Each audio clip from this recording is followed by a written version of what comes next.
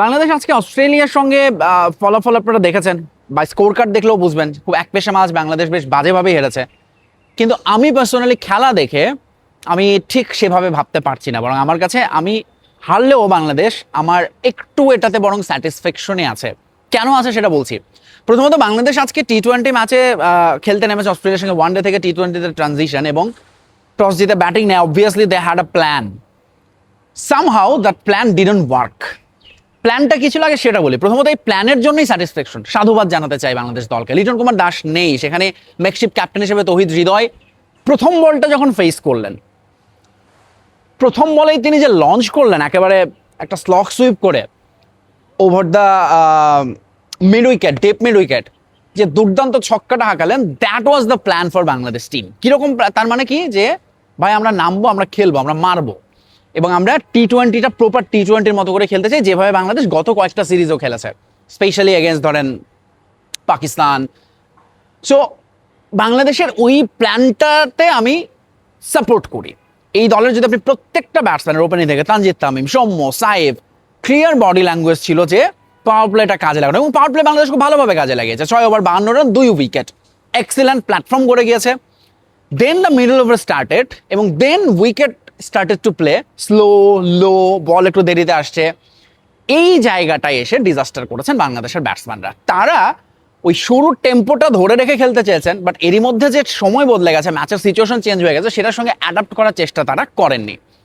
না হলে অস্ট্রেলিয়ার মতো দলের দুজন অভিষিক্ত স্পিনারের মিলিয়ে আর ম্যাট রেনশো মিলিয়ে 9টা উইকেট স্পিনারদেরকে দিয়েছে বাংলাদেশ দল। দিয়েছে আমি বলবো, তারা উইকেট নিয়েছে আমি বলবো না। কারণ কি, প্রত্যেকটা ব্যাটসম্যান একদম সেম সেম শটে, মানে মনে হচ্ছে একটা রিপ্লে ওভার দ্য টপ একেবারে সাটায় মারলো, আমি তো ভাবছি ছক্কা হবে, ঠিক বাউন্ডারি লাইনে ক্যাচ ধরলো। বাউন্ডারি লাইনে আজকে কয়টা ক্যাচ ধরা পড়ছে আমি গুনে শেষ করতে পারতেছিলাম না। এবং একজনের পর একজন, একজনের পর একজন, একজনের পর আরেকজন যখন একে ভুল করে, দেন দ্যাটস আ ব্লান্ডার, এবং বাংলাদেশের ব্যাটাররা সেই ব্লান্ডারটাই করেছে।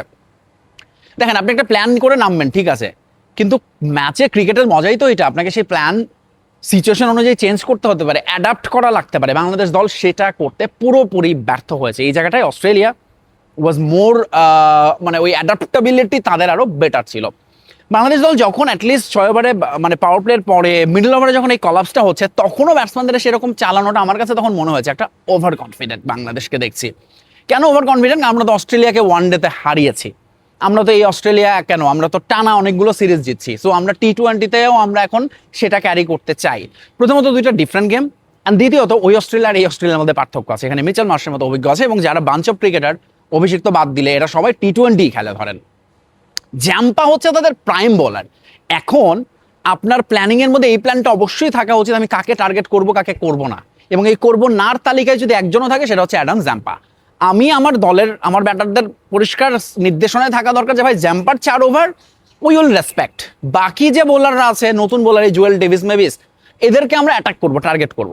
কিন্তু বাংলাদেশ বরাবর বরাবর অপোনেন্টের প্রায়, ধরেন রশিদ খানের কাছে গিয়ে আমরা সব উইকেট দিয়ে আসি, ওই ঘুরে ফিরে ধরেন তাদের বেস্ট বোলারের কাছে আমরা উইকেটগুলো দেই, যেটা অ্যাকচুয়ালি আপনার বাংলাদেশের ওই জায়গাটাতেও এখন চিন্তা ভাবনাটা যাইতে হবে। মানে এটাতে তো আপনার ভাই, আপনি যদি জাম্পার 4 ওভারে 18 রান দিতেন, তাহলে তো আপনার মান সম্মান চলে যাইতো না।